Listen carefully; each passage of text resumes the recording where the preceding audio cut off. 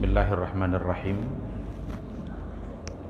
Assalamualaikum warahmatullahi wabarakatuh. Innal hamdalillah nahmaduhu wa nasta'inuhu wa nastaghfiruh wa na'udzu billahi min syururi anfusina wa min sayyiati a'malina. May yahdihillahu fala mudhillalah wa may yudlilhu falan tajida lahu waliyyan mursyida. Asyhadu an la ilaha illallah wahdahu la syarikalah wa asyhadu anna Muhammadan abduhu wa rasuluh la nabiyya ba'da.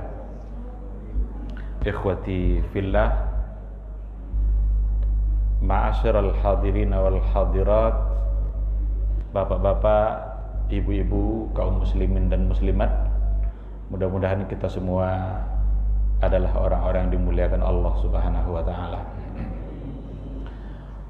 Mari kita awali kajian kita dengan mengucapkan puji dan syukur kepada Allah Subhanahu wa taala pada maghrib yang penuh berkah ini. Alhamdulillah kita masih sehat, kita masih memiliki semangat iman. Nikmat sehat dan nikmat iman itulah yang membuat kita bisa hadir pada malam hari ini di rumah Allah yang mulia ini. Mungkin ada orang yang ingin hadir tapi sakit, ada orang yang ingin hadir tapi ternyata ada urusan-urusan lain yang barangkali tidak bisa dia tinggalkan. Tapi kita alhamdulillah diberikan kemuliaan pada malam ini untuk duduk di sebuah majelis. Kenapa saya katakan sebagai sebuah kemuliaan? Karena Rasul yang mengatakan seperti itu. Orang-orang yang berada di majelis ilmu, orang-orang yang akan mendapatkan doa dari para malaikat, mendapat perlindungan dari para malaikat atas izin Allah Subhanahu wa taala. Mudah-mudahan majelis kita bisa menjadi wasilah untuk membuat kita semakin taat kepada Allah dan semakin mulia di sisi Allah Subhanahu wa taala. Sama-sama kita juga harus senantiasa berselawat dan salam untuk Rasulullah sallallahu alaihi wasallam. Allahumma shalli ala Muhammad wa ala ali Muhammad. Mudah-mudahan sosok figur yang dikirim oleh Allah untuk menyampaikan risalatul Islam itu senantiasa menjadi panduan dan pedoman dalam kehidupan kita. Dengan cara itulah insya Allah kita bisa selamat baik di dunia maupun di akhirat kelak. Mudah-mudahan kita semua bisa mendapatkan syafaatnya. Amin, amin ya rabbal alamin. Ikhwati fillah, kembali pada malam hari ini kita melanjutkan kajian fikih kontemporer. Insya Allah mulai pertemuan ini kita akan tayangkan, kita akan tampilkan bahan kita, sehingga sekaligus kita bisa mendengar dan melihat, mungkin akan bisa lebih pas atau lebih tepat, karena apa yang saya sampaikan kita bisa melihat secara langsung di layarnya. Seperti yang kita sepakati bahwa yang akan kita bicarakan adalah fikih kontemporer, atau salah satu dalam istilah Arabnya adalah fiqhun nawazil. Jadi kalau dengar nanti istilah fikih nawazil itu samalah maksudnya dengan fikih kontemporer. Dia ada banyak istilah. Ada al-fiqhul mu'asir, ada fiqhun nawazil, itu semua punya makna yang sama, di mana maksudnya adalah fikih kontemporer, fikih kekinian. Kita membahas persoalan-persoalan baru yang bisa saja dulu belum pernah ada atau belum pernah terjadi. Baik, ikhwati fillah, perkembangan zaman itu satu hal yang tak bisa dibendung. Kita merasakan itu disebabkan oleh kemajuan teknologi, kemajuan ilmu pengetahuan, di mana kemajuan ilmu pengetahuan dan teknologi itu telah melahirkan berbagai macam masalah dalam kehidupan kita. Berbagai macam problem yang kita hadapi disebabkan oleh kemajuan kemajuan atau perubahan zaman. Mungkin lebih tepat istilahnya itu perubahan zaman, karena istilah perubahan zaman itu lebih umum daripada kemajuan zaman. Kenapa demikian? Perubahan zaman ada dua, ada berubah menjadi maju atau berubah menjadi lebih rusak. Zaman itu bisa berubah kepada hal yang lebih baik atau berubah kepada kondisi yang lebih buruk.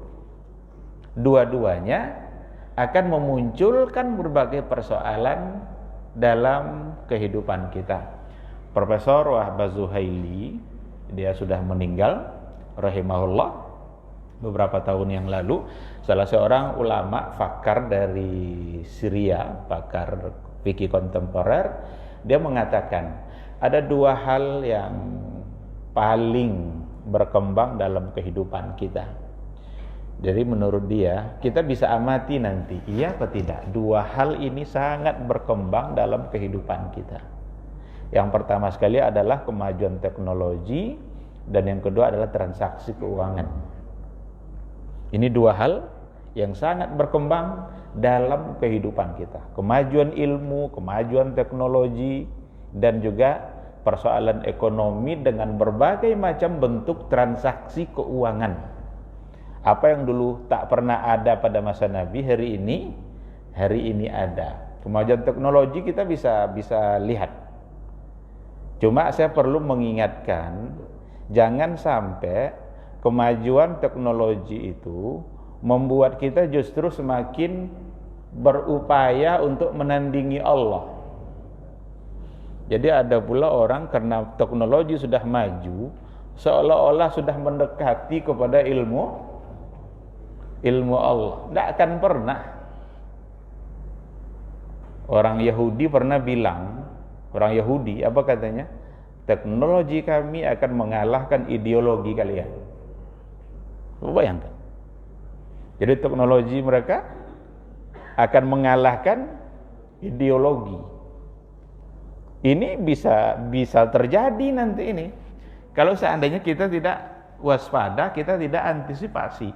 Oke, teknologi maju, tapi jangan pernah berharap kita akan bisa menandingi Allah. Apa contohnya? Kenapa saya berani bilang seperti itu? Saya dapat dari buku itu. Dalam ilmu akidah itu dikatakan bahwa tak ada yang tahu apa yang ada dalam rahim kecuali Allah. Innallaha indahu ilmus sa'ah wa yunazzilul ghaits wa ya'lamu ma fil arham. Jadi kan ada 5 pintu gaib, itu ada 5. Ada di akhir surat Luqman. Hanya Allah yang tahu hujan kapan turunnya, yang ada dalam rahim seorang ibu seperti apa, itu hanya Allah yang tahu. Wa ma tadri nafsun madza taksibu ghadan. Seseorang tidak tahu apa yang akan dia kerjakan besok. Wa ma tadri nafsun bi ayyi ardin tamut.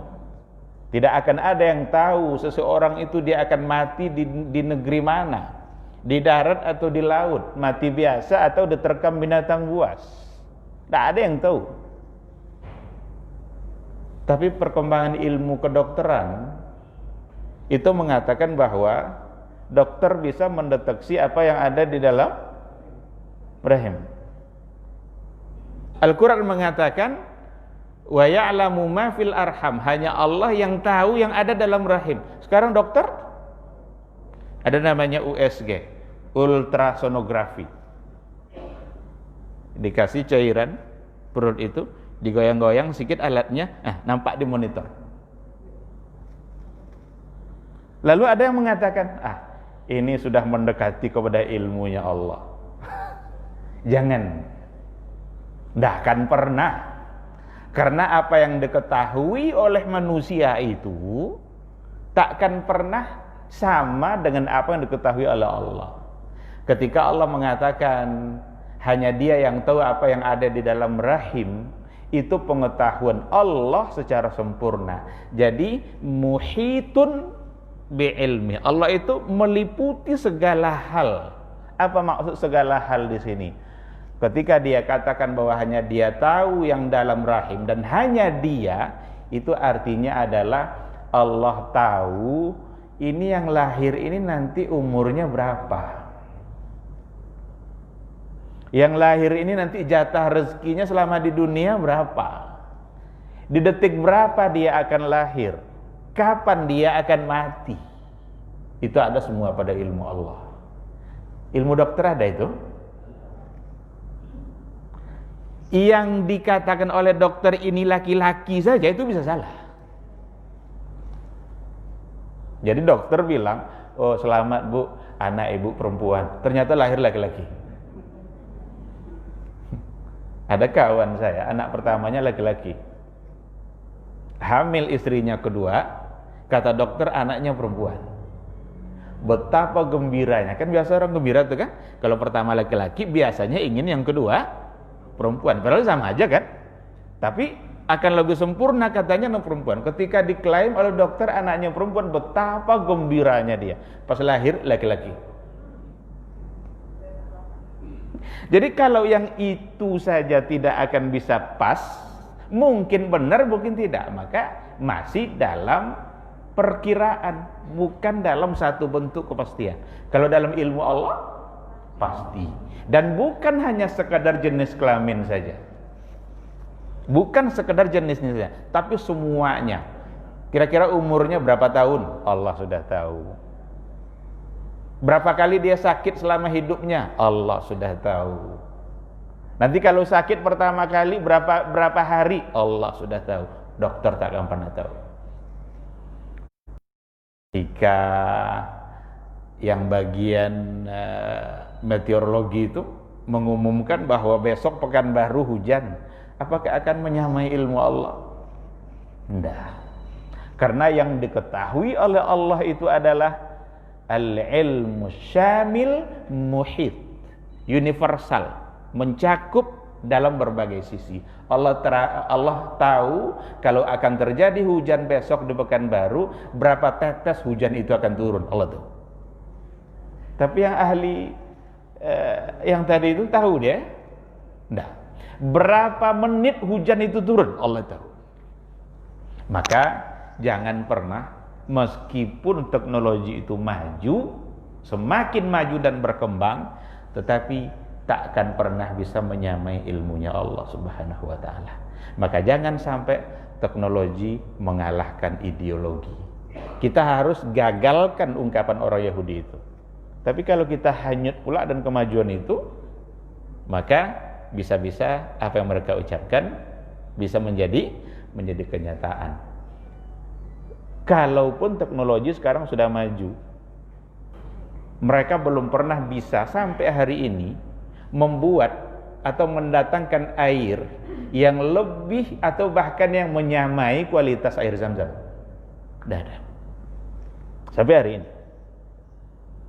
Kalaupun ada tuh klaim-klaim aja itu, air yang paling berkualitas menurut ahli muslim dan non muslim, itu yang paling berkualitas pertama itu Zam-Zam.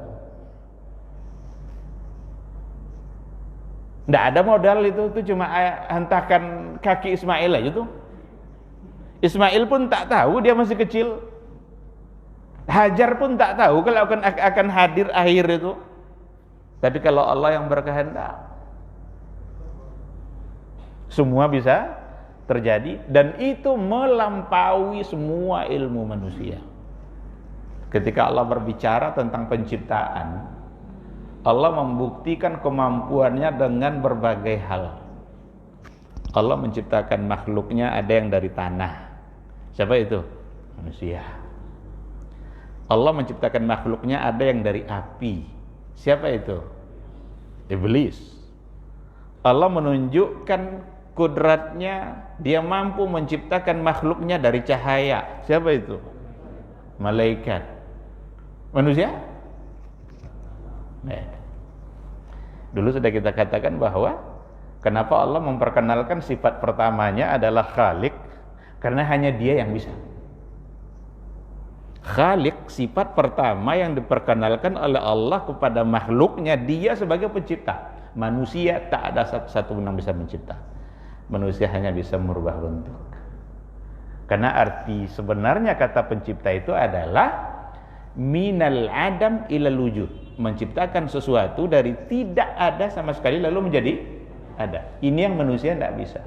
Ini masjid bukan diciptakan, tapi dirubah bentuknya. Semen, pasir, kerikil, diaduk-aduk jadi tiang, diaduk-aduk lagi jadi dinding, jadilah dia masjid. Pertanyaannya, yang menciptakan batu siapa? Petani tidak bisa menciptakan tanam-tanaman. Petani hanya bisa menanam bibit. Pertanyaannya, yang menciptakan bibit siapa? Allah. Jadi yang namanya Khalik itu hanya Allah.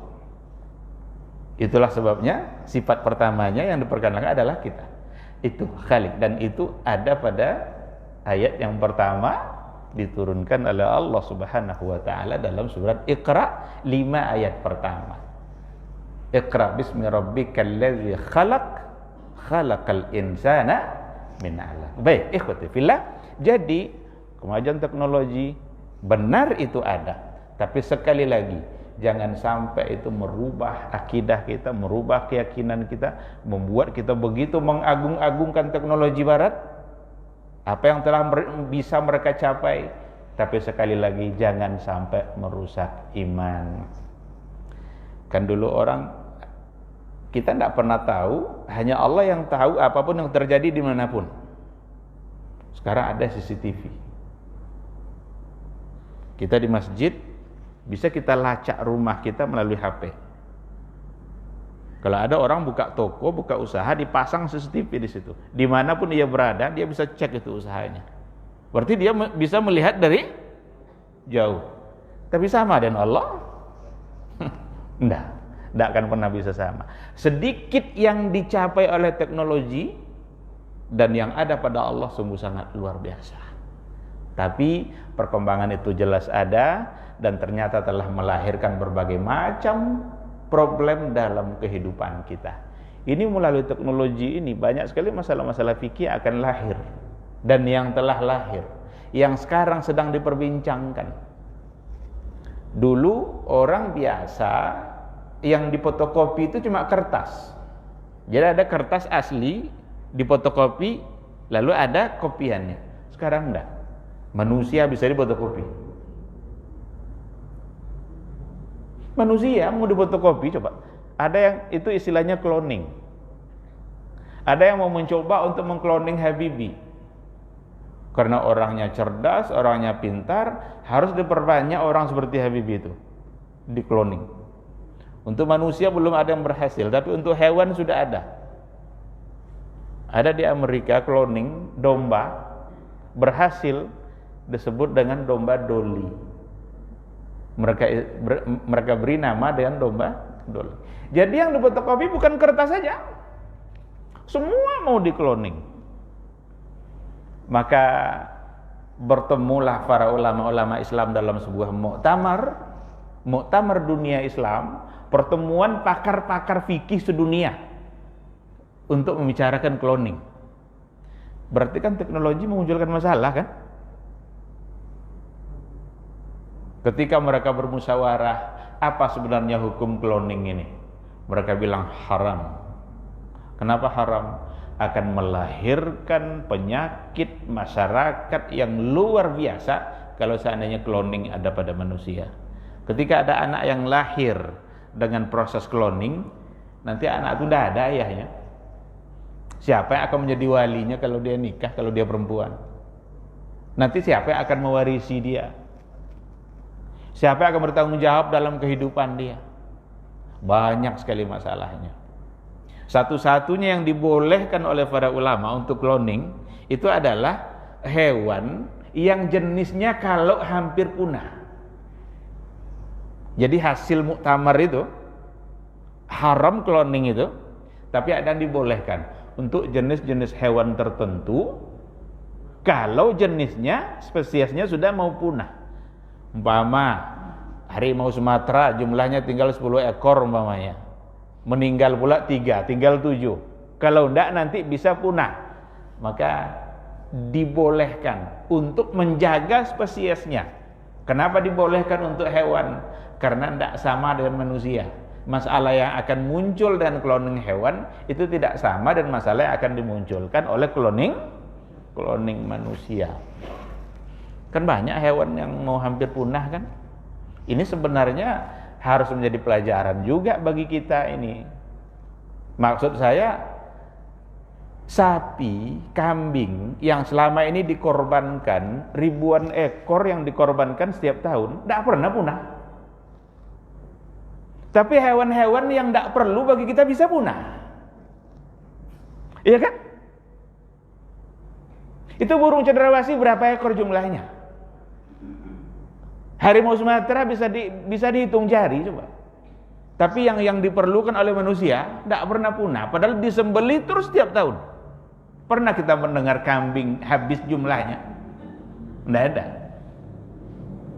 Gitulah Allah itu. Allah memberikan semua yang kita butuhkan. Meskipun kadang Allah tidak memberikan apa yang kita inginkan. Jadi dalam hidup kita kan ada kebutuhan, ada keinginan. Keinginan belum pasti diberikan oleh Allah. Tapi kalau kebutuhan, maka dulu di Maroko, itu Raja Maroko pernah ingin melarang berkurban dengan kambing di 1 tahun itu. Ingin dilarangnya. Kenapa demikian? Karena jumlah kambing di Maroko sedikit. Jadi untuk tahun ini jangan ada korban kambing. Dibantahlah oleh ulama-ulama Maroko. Ada salah satu namanya Al-Qadhi Barhun.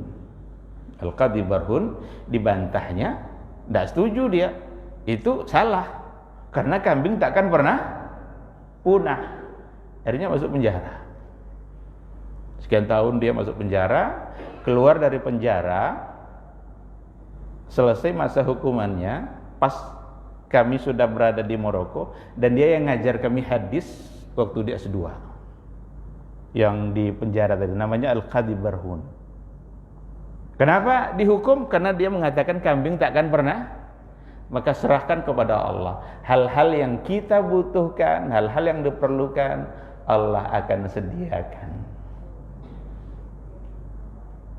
Oleh karena itu alasan KB membatasi anak jumlahnya 2 karena takut hasil bumi nggak cukup untuk manusia. Omong kosong.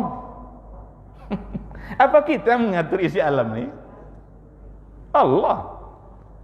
Kalau alasannya itu, maka kan Al-Quran melarang kan, jangan bunuh anak kalian karena takut miskin. Karena Allah yang menentukan rezekinya. Belum dia lahir, rezeki sudah ditetapkan oleh Allah. Ketika ditiupkan roh, diutus malaikat. Hei malaikat, catat itu. Berapa jatah rezekinya, berapa umurnya, jodohnya siapa, ada atau tidak ada jodohnya. Dia jadi orang sengsara atau jadi orang bahagia, semua sudah dicatat. Tinggal kita yang harus mentaati dan tunduk kepada aturan Allah Subhanahu wa taala. Nah, jadi yang saya sampaikan tadi itu satu dari sekian banyak contoh bahwa kemajuan teknologi itu benar-benar akan melahirkan banyak masalah dalam kehidupan kita. Yang kedua, transaksi keuangan.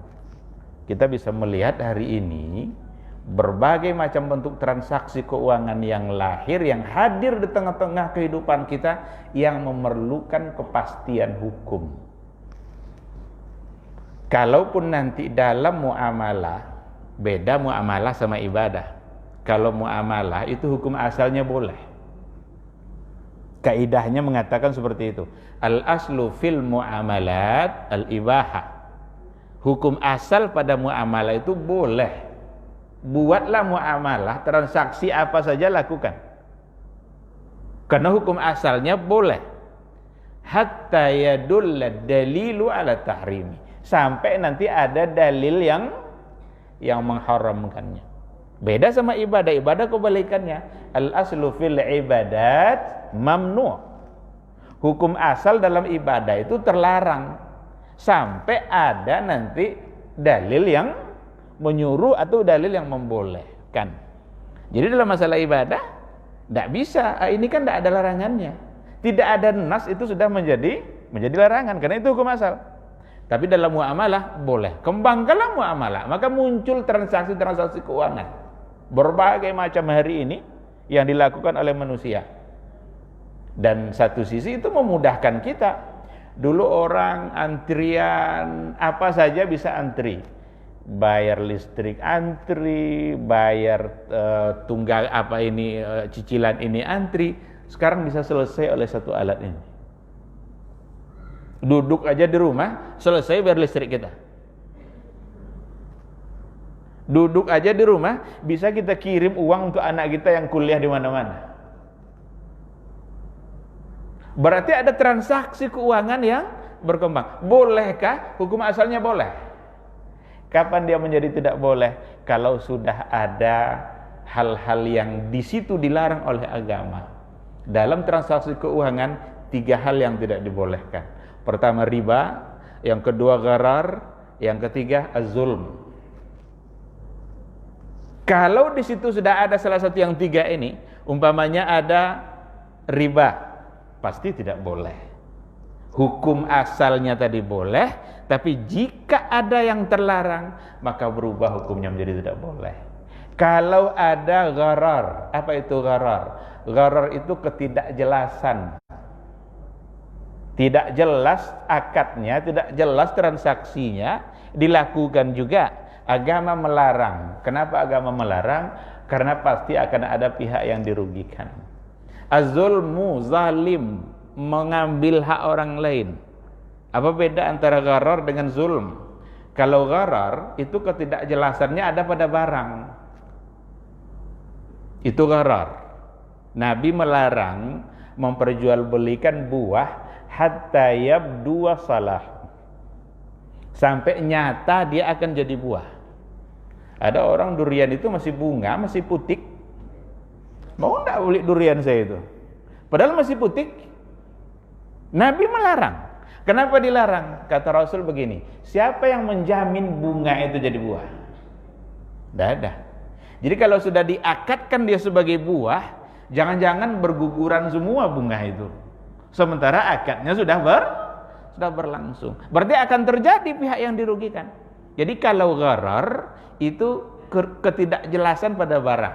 Kalau zulm, zalim, itu kesalahan ada pada tindakan sikap orang, bukan pada barang. Apa contohnya? Timbangan yang dirubah-rubah. Beli cabai 10 on, sampai di rumah diukur kembali, ditimbang kembali dapat 8 on. Tadi kok bisa 10? Rupanya ada yang diutak-atik di bagian bawah ini. Pura-pura nambah pula tuh. Karena kamu langganan saya, udahlah saya tambah sedikit. Kalau itu yang terjadi, berarti kesalahan ada pada sikap, ada pada tindakan. Itu zulm. Kalau dalam transaksi ada salah satu yang 3 ini, maka berubah menjadi tidak boleh. Nah, dan itu sangat berkembang. Sekarang kita dimanjakan oleh teknologi itu. Nggak perlu capek-capek kita ke restoran hari ini. Ada namanya GoFood. Tinggal kita bermain ini saja. Minta kita kirimkan, beli nanti antar ke rumah lalu kita bayar. Ada yang baru sekarang yang muncul itu. Mungkin bagus sebagai solusi. Ada namanya Sang Tani. Sang Tani itu artinya sayang petani. Jadi itu putra Pekanbaru yang berhasil membuat satu aplikasi. Kalau seandainya kita butuh sayur-sayuran yang segar, tidak perlu ke pasar, buka itu. Nah, apa hukumnya? Bolehkah? Tidak bolehkah? Hukum asalnya boleh. Kapan nanti dia akan menjadi tidak boleh? Kalau seandainya sudah ada sesuatu yang membuat dia menjadi terlarang. Kalau di situ ada gharar, ada ketidakjelasan, ada hak-hak orang yang diambil, ada riba, maka dia akan menjadi tidak boleh. Ketika kita coba mengamati benar yang diungkapkan oleh Profesor Wahbah Zuhaili ini, 2 hal ini yang sangat berkembang dalam kehidupan kita hari ini. Kemajuan teknologi dengan transaksi keuangan. Inilah hal-hal dikarenakan oleh akan melahirkan banyak masalah, maka diperlukan adanya konsep untuk menyelesaikan masalah itu. Itulah yang disebut dengan fikih nawazil. Nah, sekarang kita akan lihat definisi fikih nawazil. Untuk memahami fikih nawazil itu diperlukan untuk mencerna dua istilah. Karena fikih nawazil itu terdiri dari dua kata, ada fikih, ada nawazil. Berarti perlu kita memahami apa itu fikih dan apa itu nawazil, baru nanti kita coba gabungkan apa itu fikih nawazil. Kita ambil kata pertama, fikih. Secara etimologis, fikih itu berarti mengetahui, memahami sesuatu secara detail dan mendalam. Jadi dalam salah satu buku kita bisa menemukan fikih itu cara bahasa dikatakan al-ilmu bisyai' wal fahmu lahu wal fitnatu fihi. Jadi mengetahui sesuatu, memahaminya, wal fitnah. Fitnah itu pakai huruf ta. Beda makna fitnah pakai huruf ta dengan pakai huruf ta. Kalau pakai huruf ta berarti fitnah. Ada fitnah akhir zaman. Tapi kalau pakai huruf ta itu seperti fatana. Apa arti fatana? Pintar, cerdas. Berarti fikih mengetahui sesuatu, memahami secara mendalam. Itu yang fikih, bukan memahami sekilas. Oleh karena itu, ahli agama disebut sebagai ahli fikih, bukan ahli paham. Itu beda antara fikih sama paham. Kalau paham, sekilas saja. Tapi kalau fikih, mendalam, detail pemahamannya itu. Al-faqih, ahli fikih, jamaknya adalah fuqaha, orang-orang yang mengerti seluk-beluk agama. Tapi tak pernah disebut sebagai ahli paham. Karena ahli fikih, pemahamannya terhadap agama tidak sekilas. Kita-kita ini yang pemahaman agamanya sekilas, itu pun dah sok-sok belah. Ahli fikih, jika benar-benar sebagai ahli fikih, paham agama mendetil, detail pemahamannya, rincian persoalan dia paham, bukan sekilas. Itu cara bahasa. Maka dalam Al-Quran, salah satu dari makna fikih bisa kita ambil dari ayat ini. Ayat ini bercerita tentang ketika Nabi Musa ingin berhadapan dengan Fir'aun. Apa doanya? Ini penggalan dari doa itu. Kan ada Rabbishrahli sadri wa yassirli amri wahlul 'uqdatam min lisani yafqahu qawli. Di situ pakai kata yafqah, bukan pakai kata yafham. Yafqah. Ini doa Nabi Musa. Ya Allah, hilangkan kesulitan berbicara dari lidahku. Kenapa itu doa Nabi Musa? Karena waktu kecil dulu Nabi Musa pernah memakan bara. Sini bara api, sini roti, hampir diambil roti. Kalau diambilnya roti, Firaun mungkin akan berpikir, ini bukan anak kecil ini.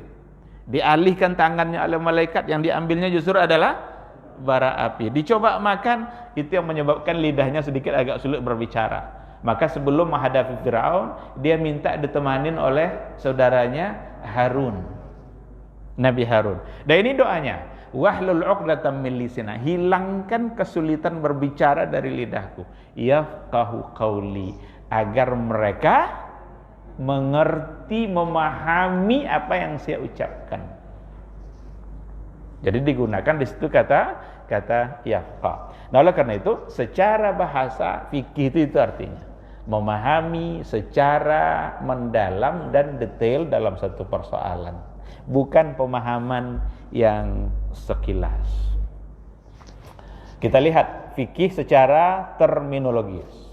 Dalam istilah syar'inya, fikih itu adalah bisa kita lihat ma'rifatul ahkam asy-syar'iyyatil amaliyah al-muktasabah min adillatihat tafsiliyah. Itu definisi dari fikih secara istilah syar'inya. Dalam bahasa kitanya, ini sebenarnya tidak perlu diartikan lagi sebenarnya kan, karena bahasa Arab sudah jadi bahasa kita. Yang di hadapan saya mungkin sudah pada mengerti bahasa Arab, tetapi di situ ada tertulis. Kita bisa memahaminya bersama bahwa yang dimaksud dengan fikih adalah mengetahui hukum-hukum syar'i yang bersifat praktis, bersifat amaliyah, yang digali dari dalil-dalilnya secara terperinci. Kita bisa menemukan lafaz yang berbeda, nanti ada redaksi yang berbeda untuk definisi, karena ada di antara para ulama yang memulainya dengan kata ma'rifatul ahkam. Digunakan kata ma'rifah, artinya mengetahui hukum-hukum syar'i. Tapi ada nanti definisi lain menggunakan kata al-ilmu bil ahkam. Al-ilmu bil ahkam syar'iyyah. Artinya apa? Sama, ilmu mengetahui hukum-hukum syar'i.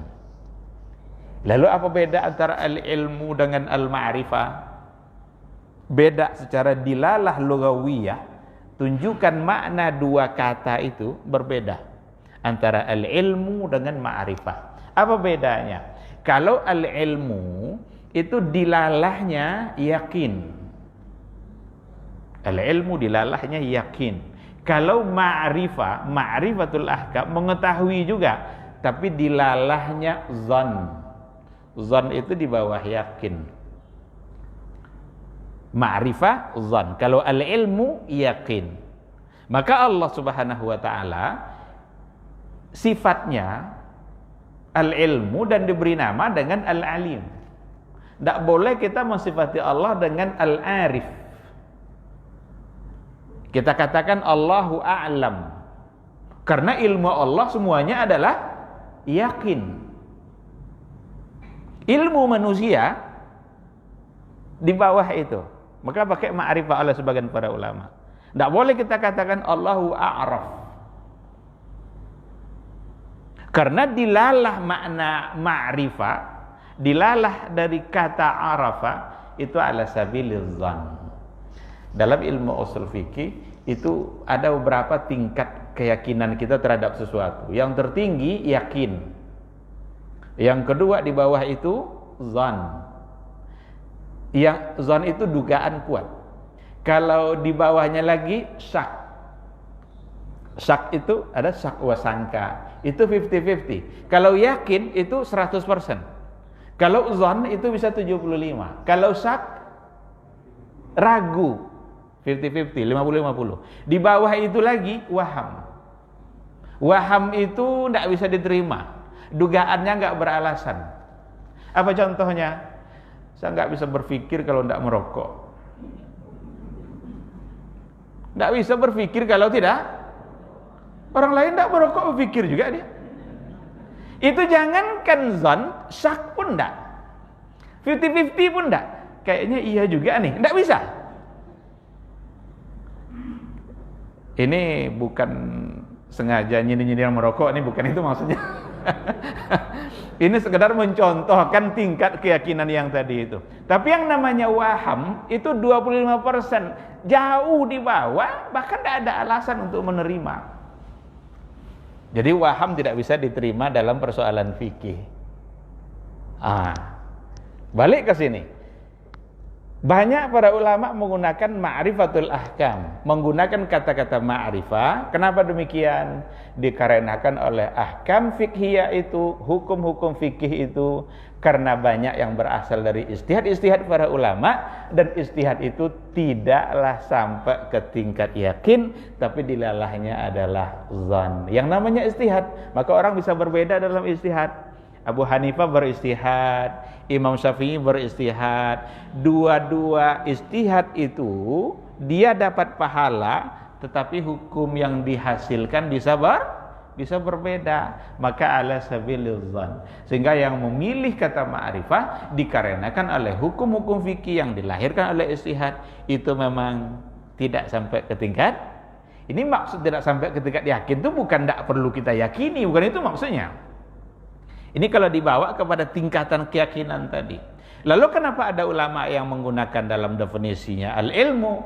Karena ada di antara ahkam fikhiyah yang langsung diturunkan oleh Allah Subhanahu wa taala, di mana itu sudah sampai ke tingkat yakin. Wajibnya sholat 5 waktu itu yakin tuh.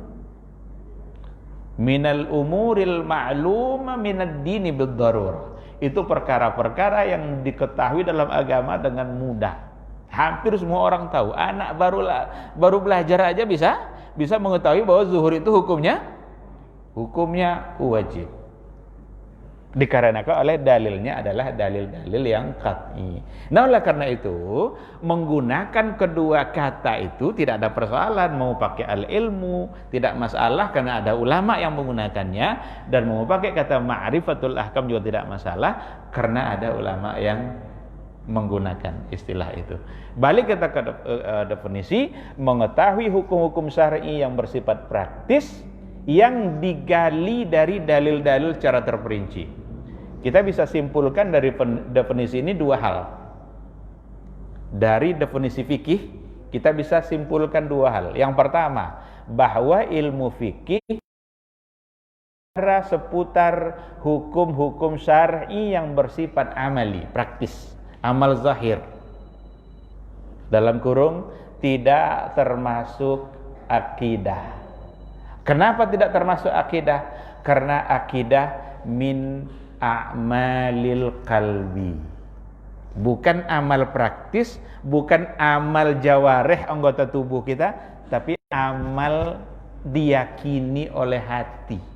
Dan itu bukan wilayahnya fikih.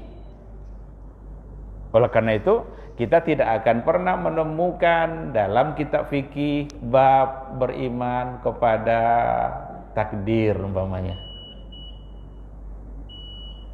Habis waktu kita belum masuk definisi fikih nawazilnya. Ini definisi fikih belum selesai nih. Tadi saya niatnya berikan waktu untuk bertanya kalau ada pertanyaan, tapi kita selesaikan aja yang slide yang kedua ini. Jadi yang pertama, yang namanya fikih hanya bicara tentang ahkam amali, praktis. Salat, nanti ruku, nanti ada sujud. Nabi itu sujud dengan 7 anggota tubuh. Itu semua amaliyah, praktis. Tapi yang amal akidah, i'tiqad, itu tidak menjadi domainnya fikih, tidak wilayah fikih. Karena keyakinan yang ada di hati. Kita harus meyakini nanti akan terjadi hari kiamat. Itu bukan kajian fikih.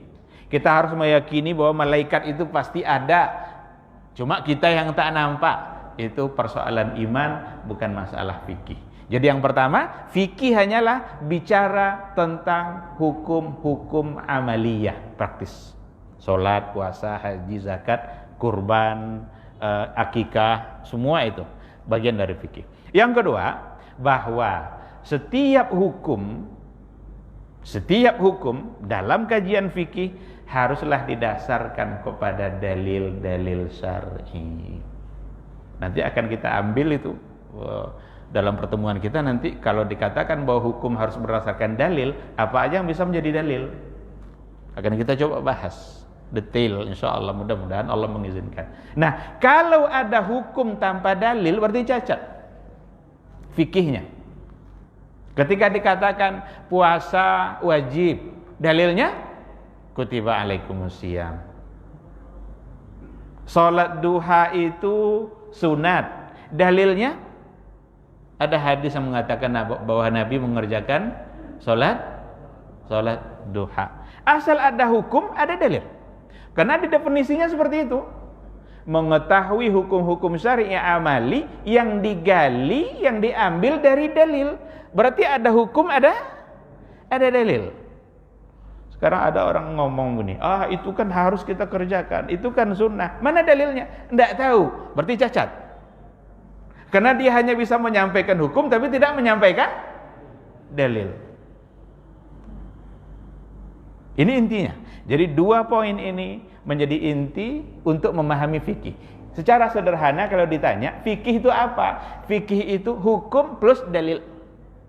hukum amali plus dalil. Kalau dikatakan ahli fikih, berarti ahli dalam mengetahui hukum dan ahli dalam mengetahui dalil. Kalau dia ahli dalam mengetahui hukum tapi tak ahli dalam mengetahui dalil, belum sebagai ahli fikih. Atau dia ahli dalam mengetahui dalil tapi tak tahu hukum apa yang ada pada dalil itu, berarti masih ada sisi lain yang kurang untuk dikatakan sebagai al-faqih. Maka fuqaha, faqih, ahli fikih, orang-orang yang sangat mengerti dengan hukum agama dan sekaligus mengerti dengan dalil-dalil untuk hukum agama itu sendiri. Ikhwati fillah, sekira mungkin sampai di sini ada satu pertanyaan kalau ada. Nah, boleh ada pertanyaan? Satu. Waalaikumsalam warahmatullahi.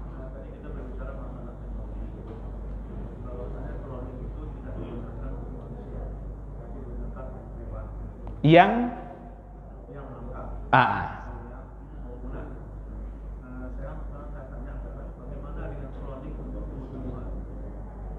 iya, kita harus tahu kenapa para ulama melarang itu dikarenakan oleh akan memunculkan berbagai persoalan. Maka intinya sebenarnya pelarangan itu ada pada manusia.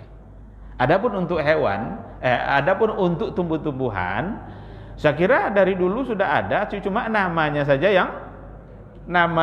yang berbeda-beda. Itu ada cangkok apa gitu kan? Itu sebenarnya sudah bagian dari itu, maka tidak terlalu dipersoalkan karena dia tidak memunculkan permasalahan. Kenapa manusia dibahas secara tuntas? Karena ada persoalan yang akan muncul.